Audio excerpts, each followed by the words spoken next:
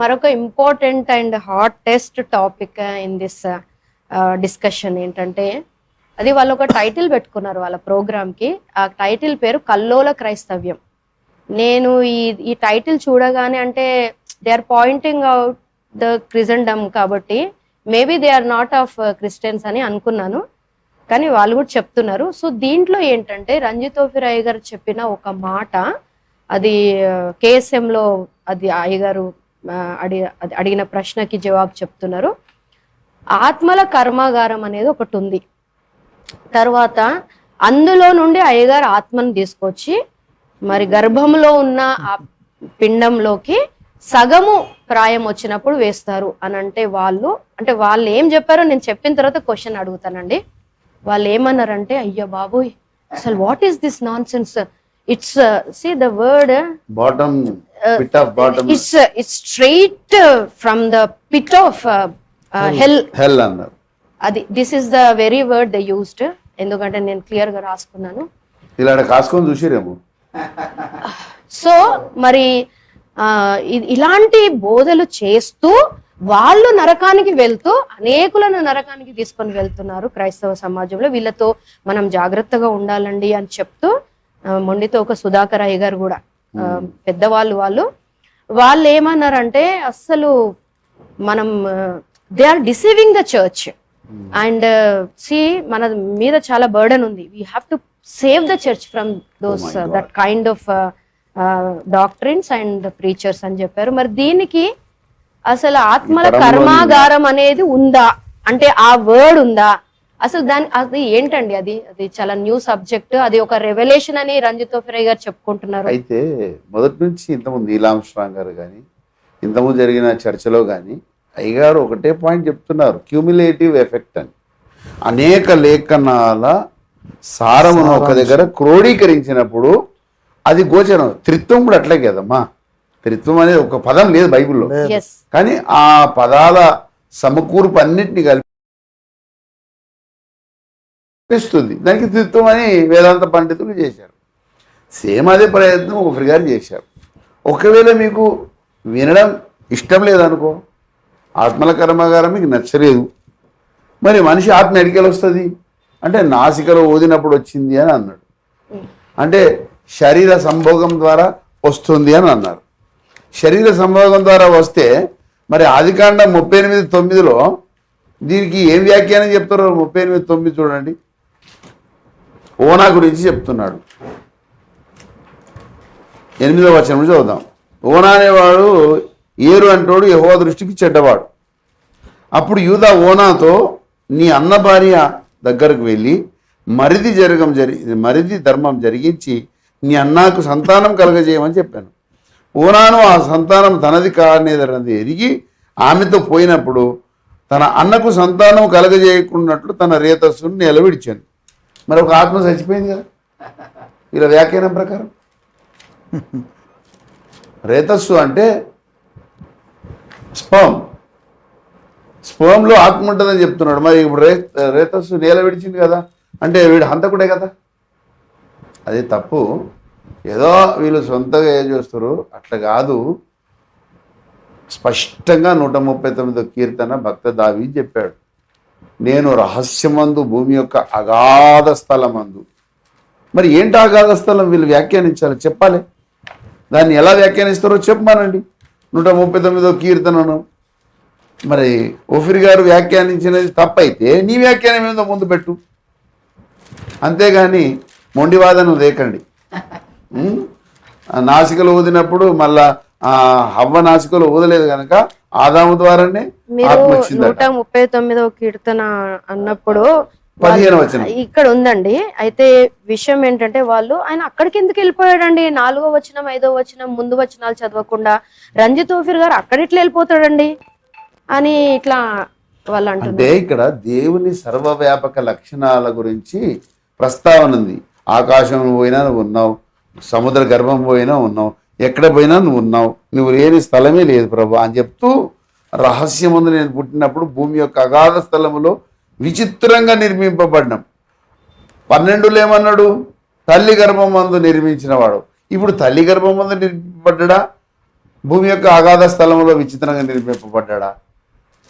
The human entity, దీని గురించి వాళ్ళ క్లారిఫికేషన్ ఏంటి? ఓకే. ఇప్పుడు తల్లి గర్భమందు శరీరం నిర్మింపబడింది, భూమి యొక్క అగాధ గర్భం స్థలములందు ఆత్మ నిర్మింపబడింది అని రజిత ఫ్రీ గారు ఒక స్టాండ్ టేకప్ చేశారు. ఓకే. మరి వీళ్ళది ఏంది స్టాండ్? ఓకే, అంటే ఇప్పుడు మీరు చెప్పండి స్వరాజ్ గారు. ఇప్పుడు అంటే కర్మాగారం అని యూజ్ చేసే వర్డ్ వాళ్ళకి చాలా అబ్జెక్షనబుల్ గా ఉంది. అంటే ఒక మిల్ ఉంటుంది ఇప్పుడు అగాధ స్థలం అన్నాక దానికి ఏమైనా పేరు పెట్టుకోవచ్చమ్మా? ఓకే కదా. అయితే సిస్టర్, ఇప్పుడు వాళ్ళు పాతాళ లోకము ఎట్లా చూస్తున్నారు, అక్కడ ఏమేమి ఉన్నాయని వారు అనుకుంటారు. వాళ్ళ యొక్క దృష్టికి పాతాళ లోకంలో ఏమేమి వచ్చినాయి, భూమి కింద ఏమేమి ఉన్నాయి, వాళ్ళ థియాలజీ అంతా దాని మీద ఫస్ట్ స్పష్టంగా తెలుసుకోవాలి. భూమి కింద ఒక చెర అనేది ఉన్నది. యేసుప్రభు చనిపోయిన సమయంలో చెరను చెరగా పట్టుకొని పోయినని చెప్పాడు. కటిక చీకటిగల బిలంబులు ఉన్నాయి అన్నాడు. అగాధం ఉన్నది అన్నాడు. తర్వాత ఇంకా అగ్నిజ్వాలలు గల ప్రదేశం ఉన్నది అన్నాడు. ఇవన్నీ భూమి కింద ఉన్నప్పుడు ఆత్మల కర్మాగారం ఎందుకు లేదని నువ్వు అనుకుంటున్నావు? అంటే భూమి కింద ఏం లేవా? భూమి కింద ఒక వ్యవస్థ ఉన్నది. ఆ వ్యవస్థల నుంచి ఇప్పుడు దావీదు చెప్పినటువంటి అయ్యగారు చెప్పినట్టుగా భూమి యొక్క అగాధ స్థలములలో విచిత్రంగా నీవు నన్ను నిర్మించినప్పుడు, అంటే భూమి యొక్క అగాధ స్థలంలో మానవ నిర్మాణానికి సంబంధించినటువంటి ఒక కర్మాగారం ఉన్నదనేటటువంటి ఆ ప్రత్యక్షత రావాలి. అంటే ఇప్పుడు కర్మాగారం అంటే ఈ అగాధ స్థలమునకు అంటే where souls are manufacturing souls are they, దానికి అయ్యగారు పెట్టిన పేరు అండి? నో, నా పాయింట్ ఏంటంటే, సరే అయ్యగారు పెట్టాడండి. ఇప్పుడు దావీదు అంటున్న మాట అయ్యగారు అన్నట్టు, ఇలా తల్లి గర్భభూమిలో నిర్మించబడ్డా, భూమి యొక్క అగాధ స్థలం నిర్మించబడ్డా, లేకపోతే ఈ రెండు వచనాలు తప్ప? దావీదు లేక ఏమన్నా ఆయన ఏమన్నా మతిస్థిమితం లేకుండా మాట్లాడుతుందా? రెండు ఉన్నాయి అక్కడ. నా తల్లి గర్భమును నిర్మించిన వాడు నీవేనున్నది, భూమి యొక్క అగాధ స్థలంలో విచిత్రంగా నిర్మించినావు అనేది రెండు ఉన్నాయి. ఇప్పుడు రెండింటికి వాళ్ళు ఏం వ్యాఖ్యానం చెప్తారు?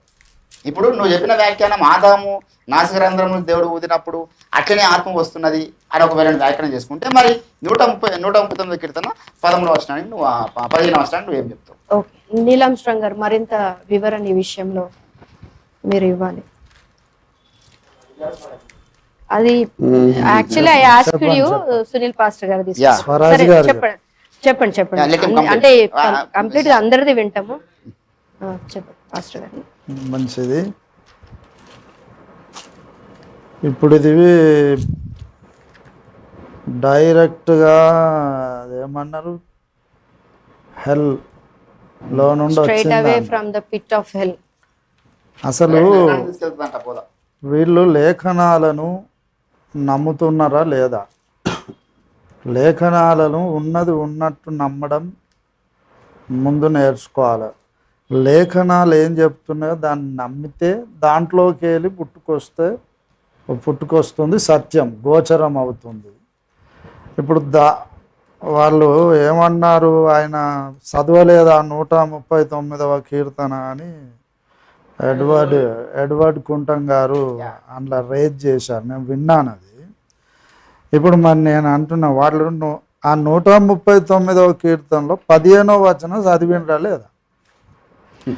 రెండు విషయాలు చెప్తున్నాడు అక్కడ దావీదు భక్తుడు. రెండు విషయాలు. 13లో నా అంతరింద్రియములను నీవే కలుగజేసితివి, నా తల్లి గర్భమందు నన్ను నిర్మించిన వాడవు నీవే అన్నాడు. తల్లి గర్భం అంటే నవమాసాలు గర్భమున మోసిన తల్లి సంగతి చెప్తున్నాడు. ఆ తల్లి గర్భములో నా అంతరింద్రియాలను నిర్మాణం చేశావు అన్నాడు. 15వ వచనములో నేను రహస్యమందు పుట్టిన నాడు భూమి యొక్క అగాధ స్థలములలో విచిత్రముగా నిర్మింపబడిన నాడు అన్నాడు. భూమి యొక్క అగాధ స్థలములలో విచిత్రముగా నిర్మించబడిన నాడు అంటున్నాడు. ఇప్పుడు దావీదు చెప్పిన ఈ రెండు మాటలు 13లో చెప్పిందేమో నవమాసాలు గర్భమున మోసిన జన్మనిచ్చిన తల్లి, మరి భూమి యొక్క అగాధ స్థలములలో నిర్మించినవా అని అంటున్నాడు. ఇప్పుడు అక్కడ నిర్మాణం అయిందా, తల్లి గర్భంలో అయిందా? ఈ రెండు లేఖనమే, రెండు పరిశుద్ధాత్మ ప్రేరేపణ చేత పలుకుతున్నాడు దావీదు. గనుక దాన్ని అంత ఈజీగా కొట్టిపారేయడానికి వీల్లేదు. గనుక భూమి యొక్క అగాధ స్థలము అన్నాడు. అయితే యోబు భక్తుడు కూడా యోబు మొదటి అధ్యాయములో 21వ వచనములో యోబు భక్తుడు ఇలాగా అంటున్నాడు, నేను నా తల్లి గర్భములో నుండి దిగంబరినై వచ్చి తిని దిగంబరినై అక్కడికి తిరిగి వెళ్ళుదును. దిగంబరినై వచ్చాను అంటే నవమాసాలు గర్భమున మోసి జన్మనిచ్చిన తల్లి సంగతి చెబుతూ ఆ తల్లి గర్భములో నుండి దిగంబరిగా వచ్చాను అన్నాడు. మళ్ళీ దిగంబరినై అక్కడికి పోతాను అన్నాడు. అంటే ఇప్పుడు ఎక్కడికైతే పోతుండో తల్లి గర్భం అంటుండు దాన్ని కూడా. ఇప్పుడు చచ్చిపోయినోడు జన్మనిచ్చిన తల్లి గర్భంలోకే పోతాడా? మళ్ళీ పోడు. ఎక్కడికైతే పోతున్నాడో ఆ స్థలాన్ని తల్లి గర్భం అనే అంటున్నాడు.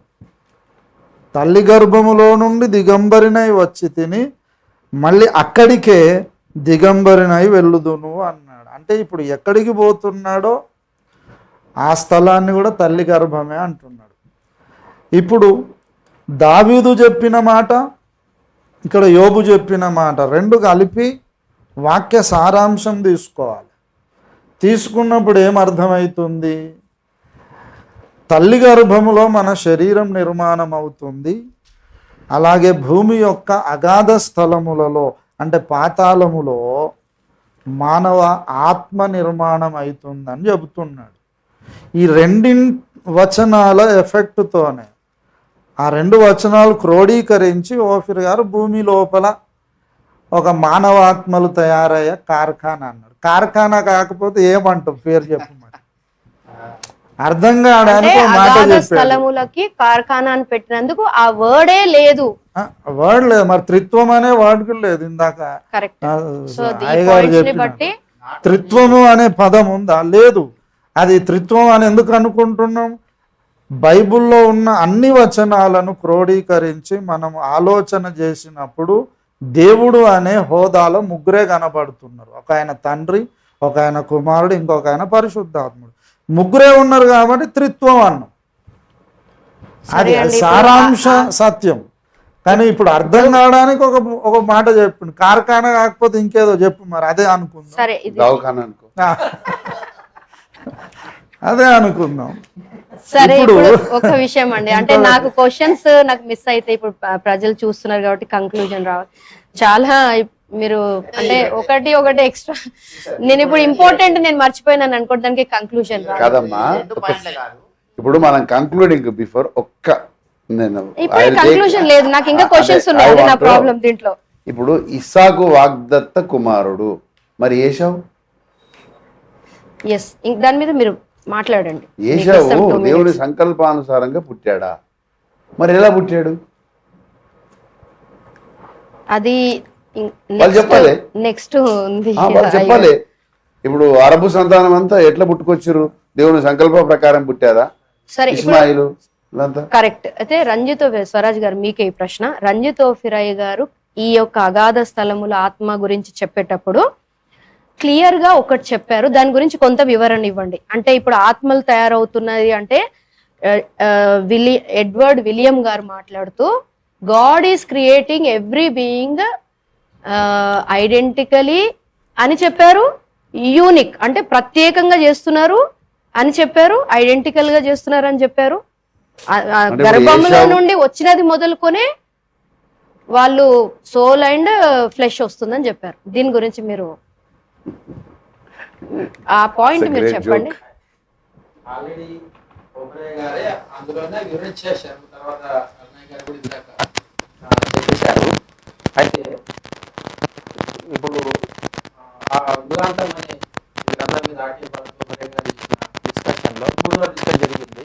ఇప్పుడు ఎవరైనా సరే గూగుల్లో యూట్యూబ్లో ఆర్టీఎఫ్ అండ్ డిస్కషన్ కొట్టేస్తే మీకు 3 రోజులు వచ్చేస్తారు. ఓకే, ఫస్ట్ డేలో మొత్తం 4 ఈ విషయాన్ని ప్రస్తావించారు. ఫస్ట్ మొదట సుధాకర్ గారు ఏం చెప్పారంటే, మనకు కొన్ని ఎసెన్షియల్స్ ఉంటాయి, నాన్ ఎసెన్షియల్స్ ఉంటాయి. కాబట్టి ఎసెన్షియల్ లో క్రైస్తవ సమాజం అంతా తప్పకుండా మనం ఒకటిగా ఉండాలి, ఒకటే నమ్మాలి. నాన్ ఎసెన్షియల్ లో ఉన్నప్పుడు వాళ్ళ ఫ్రీడమ్ ఉంది, ఎవరైనా నమ్మవచ్చు. అదే విషయాన్ని మరి తర్వాత మోడరేటర్ జానీ క్రిస్టఫర్ గారు వారు కూడా దానిని యాక్సెప్ట్ చేశారు. తర్వాత సాయి కుమార్ గారు యాక్సెప్ట్ చేశారు. ఓఫ్రే గారు కూడా ఆర్థికంగా అదే విషయాన్ని ప్రస్తావించారు. ఆ మొదటి రోజు చర్చలో మొత్తం నలుగురు కూడా ఈ విషయాన్ని యాక్సెప్ట్ చేశారు. ఇప్పుడు ముగ్గురు వాళ్ళే ఓఫ్రే గారు చెప్పిన విషయాన్ని కూడా చెప్తూ మరి మన క్రైస్తవ సమాజంలో ఆదిగమ చరిత్ర మొదలుకొని ఎసెన్షియల్ లో మాత్రం ఖచ్చితంగా యూనిట్గా ఉంటే నాన్ ఎసెన్షియల్ లో కొన్ని విషయాలు లేదు, అయినా సరే మనం ఒకటిగా ఉండాలని చెప్పిన వాళ్ళు మరి ఓఫ్రే గారు చెప్పిన ఇది ఒక ప్రశ్నకు సమాధానంగా ఇది ఎసెన్షియల్ అని చెప్పలేదే. మరి ఎసెన్షియల్ కానిది కాని దాన్ని అయ్యగారు ఎందుకు చెప్తున్నారు? అది అది ప్రశ్నకు జవాబు చెప్తున్నారు బైబిల్. అవుట్ ఆఫ్ క్యూరియాసిటీ అమ్మా. ఇప్పుడు ఐ హ్యావ్ ఎ డౌట్, నోదు దేశం అని ఉంది, ఎట్లొచ్చింది అనేది నా పుచ్చు కదా. ఓకే, బైబిల్ చదువుతున్నప్పుడు నేను నాస్తికుని, నాకు చాలా ప్రశ్నలు వస్తాయి. నేను వాళ్ళని కొన్ని ప్రశ్నలు అడుగుతాను. అంటే మీరు ఇదివరకు నాస్తికుని కదా, ఇప్పుడు నేను కొన్ని ప్రశ్నలు అడుగుతా, వాళ్ళని వదిలిపెట్టా. ఓకే, వదిలిపెట్టే వ్యక్తిని కాదు. బైబిల్లో నాకు ఎన్ని డౌట్లు వచ్చినాయి అన్ని డౌట్లు వాళ్ళని అడుగుతా. చెప్పనప్పుడు సపరేట్గా వచ్చి రంజిత్ ఫేర్ గారి దగ్గర కూర్చోవాలి. నాకు ఆయన అన్ని ప్రశ్నలకు జవాబు చెప్పాడు. అవుట్ ఆఫ్ మై క్యూరియాసిటీ కొన్ని చెప్పాల్సి వస్తుంది. అంటే ఈ అగాధ స్థలములు అనేది కూడా అలాంటిదేనా? ఇది రక్షణ సంకల్పములో మ్యాండేటరీ కాదు. ఓకే, ఇది నమ్మకపో, నువ్వు ఏసు రక్తం ఆశ్రయిస్తే పరలోకం పోతావు. That's it. Okay, so okay అండి, దుర్బోధ అని చెప్పడం తప్పు.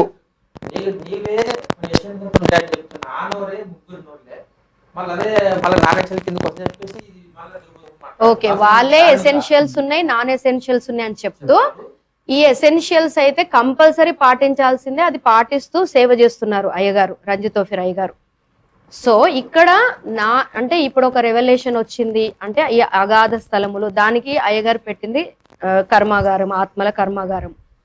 సో అర్థం కావడానికి అలాగే చెప్పారు. అది కూడా ఇప్పుడు ముడి సరుకు తయారైతుంది, స్పిరిట్స్ దాంతోనే అవుతాయి. అండ్ ఇది కూడా పాస్టర్ గారు అయ్యగారు చేసిన సొంత వ్యాఖ్యానం కాదు. అంటే అదే పాస్టర్ గారు, ఇప్పుడు అవుట్ ఆఫ్ క్యూరియాసిటీ ఈ వచనాలన్నీ చదువుతున్నప్పుడు అగాధ స్థలములు అంటే ఏంటి అని ఇప్పుడు పాస్టర్ గారు అరుణ్ కుమార్ అయ్యగారు లాంటి వాళ్ళు అడిగినప్పుడు అయ్యగారు చెప్పింది కూడా ఆయన సొంత ఊహ కాదు, అన్ని లేఖనాలు చదివే దాని యొక్క సారాంశాన్ని చెప్పారు. అది మాకు అర్థమైంది, అయ్యగారు చెప్పింది మాకు అర్థమైంది, కానీ వాళ్ళకి ఎందుకు అర్థమవుతలేదు? నీ వాక్య సారాంశము సత్యమని చెప్తున్నది.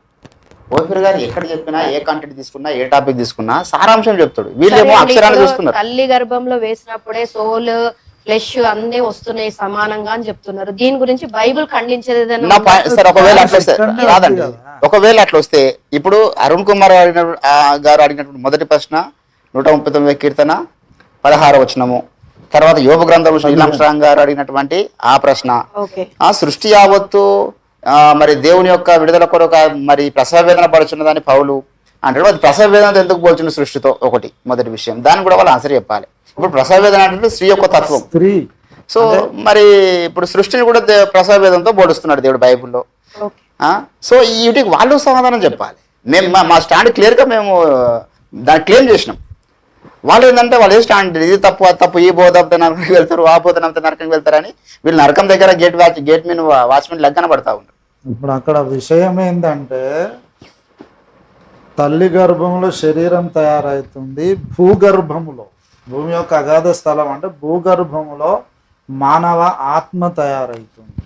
అందుకే యోబు తల్లి గర్భములో నుండి దిగంబరినై వచ్చి తిని అంటే మళ్ళీ చచ్చిపోతే దిగంబరి అక్కడికే పోతా అంటే ఎక్కడికి పోతున్నాడో తల్లి అంటున్నాడు. అంటే భూగర్భంలోనికి పోతాడు, చనిపోయిన నిలబెడతారు, భూగర్భంలోనికి పోతాడు. గనుక మనందరికీ కూడా ఇద్దరు తల్లులు ఉన్నారు. అందుకే ఇప్పుడు హైందవ ధర్మం ప్రకారం కూడా భూమాత అంటారు, ఇద్దరు తల్లులు ఉన్నారు మనకు. ఎక్కడికి వెళ్ళి వచ్చిందో మళ్ళీ అక్కడికి వెళ్తాను, ఎడికి వెళ్ళి వచ్చినా అక్కడ చెప్పలే, కానీ దావి చెప్తున్న ఎడికి వెళ్ళి వచ్చినాను భూమి యొక్క అంటే ఇప్పుడు వాక్యం కొంత అచ్చట కొంత ఇచ్చట చదవలేదా? మనము అన్ని అనుకుంటాం కానీ ఉంటాము, అన్ని అనుకుంటలేడు. అది ఇప్పుడు విషయం ఏంటంటే సింపుల్గా రహస్యమందు నిర్మించబడిన నాడు భూమి యొక్క ఆవేశం నేను అంటే దేవుడు ఇక్కడ దావీదు క్లియర్గా చెప్తున్నాడు, ఇప్పుడు కామన్ గా అయితే దావీదుకు దేవుడు ఆ విషయం బయలుపరిచాను కాబట్టి నువ్వు నన్ను కలగజేసి చూసి చాలా ఆశ్చర్యం భయం కలుగుతుందని చెప్తున్నాడు. అలా కాదు స్వరాజ్ గారు, విత్ యువర్ డ్యూ రెస్పెక్ట్స్, మిమ్మల్ని డిస్టర్బ్ చేస్తున్నందుకు ఏమనుకోవద్దు. మోడరేటర్ గారు కూడా నన్ను అనుమతించాలి. ప్లీజ్. ఇప్పుడు మండితోకు సుధాకర్ గారు ఏమన్నారంటే మానవ సంభోగం వలన ఆత్మ వస్తుంది అన్నారు కదా. ఆ పాయింట్ మరి మానవ సంభోగం వల్ల ఆత్మ వస్తే మళ్ళీ ఆత్మ ఎట్టిపోతుంది? ఆ మానవ ప్రత్యుత్పత్తి వ్యవస్థలోకి పోతుందా? అంటే పోవడం అనేది ఎప్పుడు జరుగుతుంది? మరణించిన తర్వాత కదా, మళ్ళీ అండ్లకే పోతుందా? అది ఏం మాట్లాడతారు ఆ అసలు? పాయింట్ కొరకు నేను ఇప్పటివరకు మాట్లాడించాను. అంటే ఇది మొండివాదన, సారీ. Okay please. ఎందుకంటే ఇప్పుడు ఒక టాపిక్ తీసాం కాబట్టి దాన్ని కంప్లీట్ చేసుకుంటే బాగుంటది. అది మాకు టైం ఇవ్వలేదు, ఒక్క నిమిషం టైం లేదు లేదు, ప్లీజ్ ప్లీజ్ క్యారీ ఆన్. అది కూడా ముందు వీళ్ళకు మనం ఎట్లా తయారైనామో తెలియదు. మన శరీరం మనకు రెండు భాగాలు, ఒకటి మట్టితో శరీరం తయారు చేయబడ్డది, బాహ్య పురుషుడు. ఆత్మ అంటే ఒకటి మన్న అయినది, మన్ను కానిది. ఈ రెండు విభాగాలు ఉన్నాయి. మన్న అయినది శరీరం, మన్ను కానిది ఆత్మ. నువ్వు మన్నే కనుక మన్న అయిపోదు, మన్న అయినది మన్న అయిపోదు అన్నాడు. మన్న అనేది ఆల్రెడీ మట్టితో చేసిండు, అది మన్ను.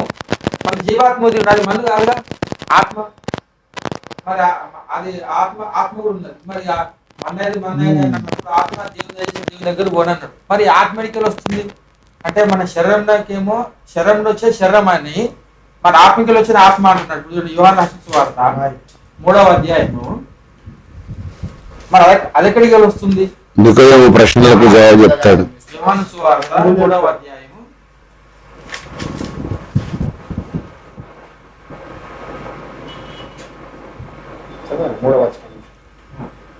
ఇక్కడ 8వ వచనం.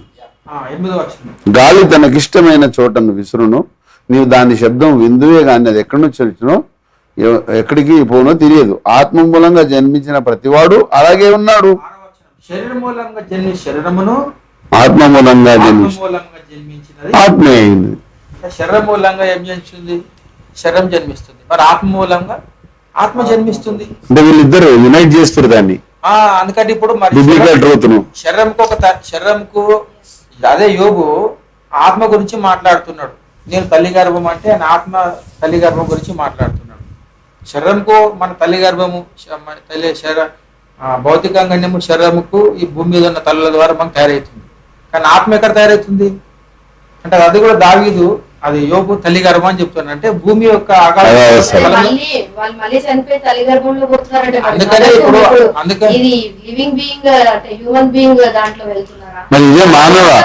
దీనినే మానవ కపోల కల్పిత సిద్ధాంతం అంటారు. ఇప్పుడు ఆత్మ శరీరం నుంచి వేరైపోవడమే కదా. అంటే ఆత్మ వాళ్ళు ఎక్కడికి వెళ్తుంది? పరదేశికి వెళ్ళేది. ఇప్పుడు ఆత్మ మళ్ళీ ఎక్కడికి వెళ్తుంది అంటే మళ్ళీ చనిపోయిన తర్వాత అక్కడికే వెళ్తున్నది. అక్కడికే వచ్చింది కాబట్టి చనిపోయిన తర్వాత మళ్ళీ ఏం చేస్తున్నాము? అక్కడికే వెళ్తున్నాం. అందుకంటే భూమిని ఏమన్నాడు అంటే యేసుప్రభు కూడా, యోన ఏలాగు 3 రాత్రి పగలు భూగర్భము తల్లిగా మా యోన మత్స్యం కడుపులో ఉండేను. ఇప్పుడు అప్పటి వరకు మనుష్య కుమారుడు 3 రాత్రి పగలు భూగర్భములో ఉండును అన్నాడు. ఇప్పుడు భూగర్భములో ఉండును అంటున్నాడు. ఇప్పుడు గర్భం ఎందుకు అంటున్నాడు అంటే అక్కడ ఆత్మ తయారైతే కాబట్టి దాన్ని భూగర్భం అంటున్నాం. కాబట్టి అక్కడికి వెళ్ళిపోయాడు అనమాట యేసుప్రభు. నువ్వు నా ఆత్మను పాతాలు విడిచిపెట్టలేవు అన్నాడు. అంటే అక్కడికి వెళ్ళాడు, భూగర్భంలోకి వెళ్ళాడు. అక్కడ పాతాళం అంటే అక్కడికి వెళ్ళి వస్తుంది మన జన్మస్థానం అక్కడ అని 119 కీర్తనలో చెప్తుంది. మళ్ళీ అక్కడికి వెళ్తున్నామని చెప్తుంది. ఇంత క్లియర్ గా చెప్పిన తర్వాత కాబట్టి కారకాలు అంటే ఒక తయారై ప్రదేశం అని చెప్పడానికి కారకాన్ని చెప్పి ఎట్లా ఉంది బైబుల్లా అంటే అది నువ్వు నమ్మితే నమ్ము, లేకపోతే నానేషన్స్ కింద ప్రత్యక్షత అది ఒక ప్రశ్నకి జవాబు. అది ఓకే రైట్. అంటే దాదాపు కంక్లూడ్ చేశారు. ఇంకొక విషయం అంటే అంటే దీని యొక్క ఏమంటారు కంటిన్యూయేషన్ లో ఒక్క నిమిషం టైం ఇవ్వండి. స్వరాజ్ గారు చెప్పింది మేము మళ్ళీ ఇక్కడ 12వ వచనములో యోహాను 3:12లో యేసయ్య అంటున్నాడు, భూ సంబంధమైన సంగతులు నేను మీతో చెప్పితే మీరు నమ్మకున్నప్పుడు పరలోక సంబంధమైనవి మీతో చెప్పిన ఎడల ఏలాగు నమ్ముదురు. అంటే ఇక్కడ యేసయ్య రెండు విషయాలు ప్రస్తావించాడు. భూ సంబంధమైన సంగతి, పరలోక సంబంధమైన సంగతి రెండు ప్రస్తావించాడు. ఆ కాంటెక్స్ట్లో ఏంటి, కొంచెం పైనుండి మనం వస్తే నికోదేము వచ్చాడు, యేసయ్యను మెచ్చుకున్నాడు. అప్పుడు యేసయ్య చెప్పింది ఏంది 3వ వచనములో, అందుకు యేసు ఒకడు క్రొత్తగా జన్మించితేనే గాని అతడు దేవుని రాజ్యమును చూడలేడు అన్నాడు.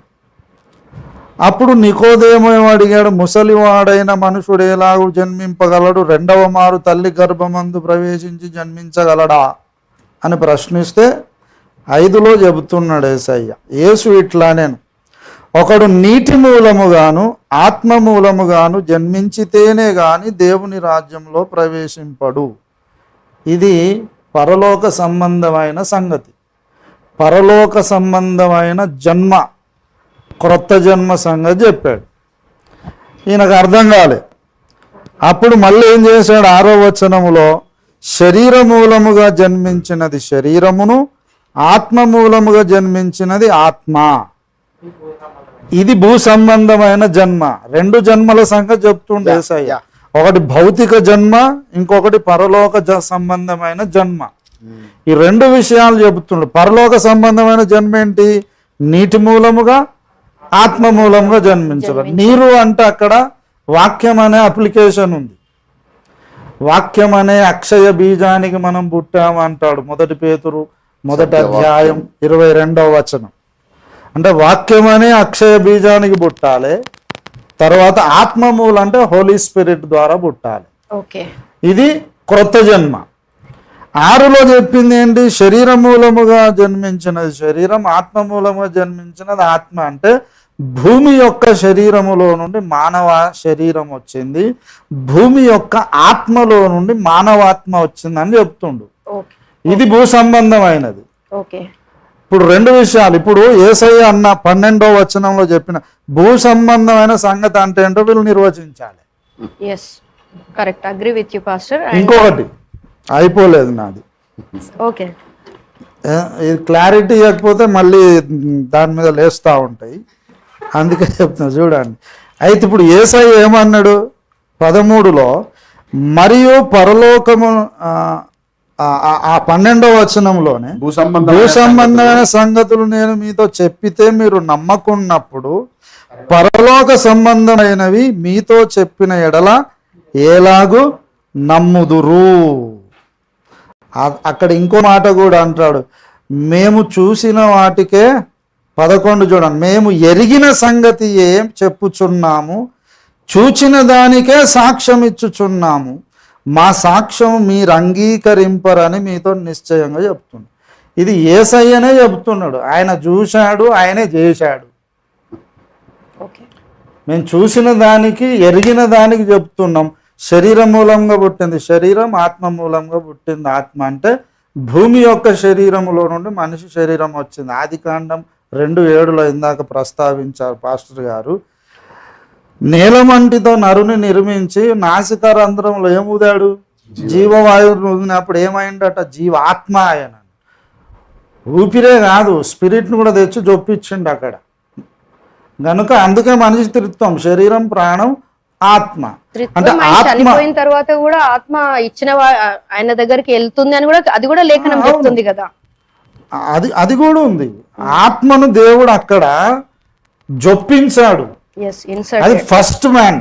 ఇక ఆ తర్వాత నుండి పునరుత్పత్తి ద్వారా తల్లి యొక్క అండము, తండ్రి యొక్క వీర్య కణం ఫలదీకరణ చెందిన మన బాడీ తయారవుతుంది. భూమిలో ఉన్న దావీదు చెప్పిన 139వ కీర్తన 15లో భూమి యొక్క అగాధ స్థలంలో మానవ ఆత్మల నిర్మాణం అవుతున్నాయి. ఆ ఆత్మను తెచ్చి ఇక్కడ కలుపుతున్నాడు. ఇది యేసయ్య కూడా చెప్తున్నాడు. ఇప్పుడు యేసయ్య చెప్పిన మాట, దావీదు చెప్పిన మాట, యోబు చెప్పిన మాట, ఈ మూడు కలిపి సారాంశం పెడితే భూమి లోపల మానవాత్మల కార్ఖానా ఉంది అన్నాడు. ఆడొక సరుకు తయారవుతుంది కాబట్టి దాన్ని అర్థమయ్యే భాషలో కార్ఖానా అన్నాడు. కార్ఖానా కాదంటే కీర్ఖానా అందామా, ఇంకేమందాం, ఏదో స్పిరిట్లు తయారయ్యే సరుకు అక్కడ అవుతుంది, ఎస్ అది తెచ్చి పెడుతున్నాడు. ఇది సారాంశం.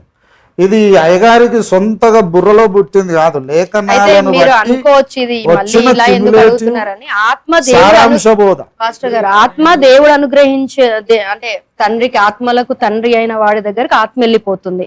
ఇప్పుడు అది బాటమ్ లెస్ అక్కడ వెళ్తుందా పిట్లోకి, లేదంటే పరదైస్కి వెళ్తుందా? అది కొంచెం ఇప్పుడు వింటున్న వాళ్ళ కోసం అది ఒకటి చెప్పేసేయండి, నేను వేరే టాపిక్. ఇప్పుడు when మానవాత్మలకు తండ్రి అగు యెహోవా అని అలా అంటారా? విషయం ఏంటంటే యెహోషువ ప్రార్థన, భూమి యొక్క మోషే ప్రార్థించాడు. తర్వాత భూమి యొక్క అగాధ స్థలం నుండి వచ్చిన ఆత్మ మనిషిలోకి వచ్చింది. వచ్చిన తర్వాత that soul is not redeemed. అర్థమైందా? అది ఎప్పుడైతే రిడీమ్ అవుతుందో, విమోచింపబడ్డ తర్వాత దేవుని దగ్గర పోతుంది, అంటే పరదేశిపోతుంది. ఇది right concept, right theology. Yes కనుక రైట్ థియాలజీ మేము yes yes right theology. Hebrew పత్రికలో కూడా, హెబ్రీ పత్రిక 12వ అధ్యాయం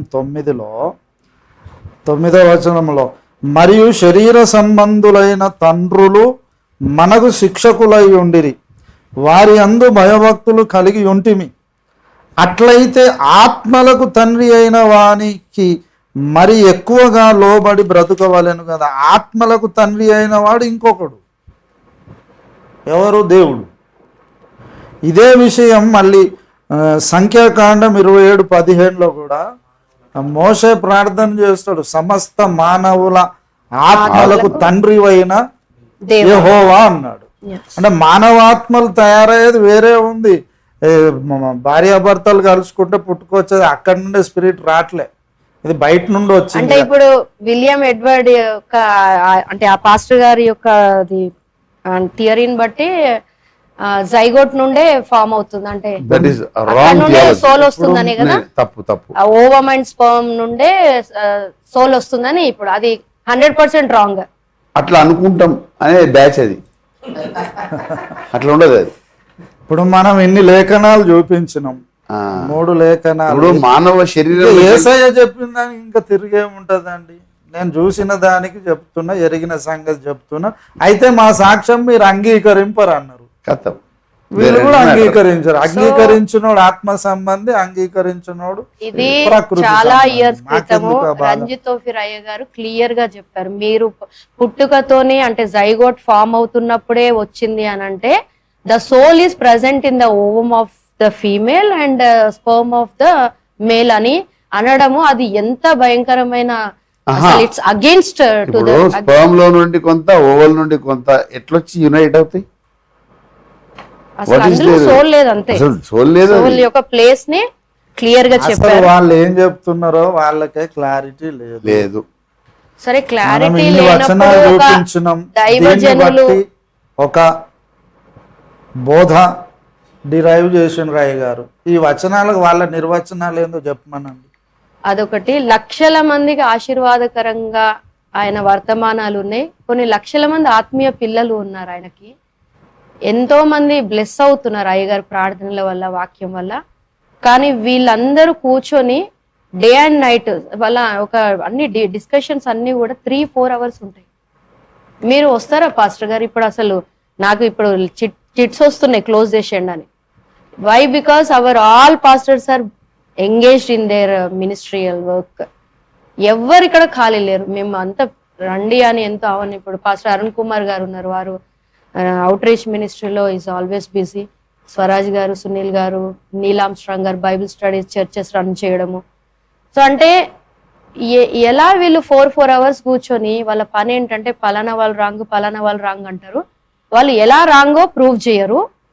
తర్వాత వాళ్ళు ఏం రైట్ థియరీ నమ్ముతున్నారో వాళ్ళు ప్రూవ్ చేయరు. సో ఇది చాలా శోచనీయము, చాలా బాధాకరమైన విషయం.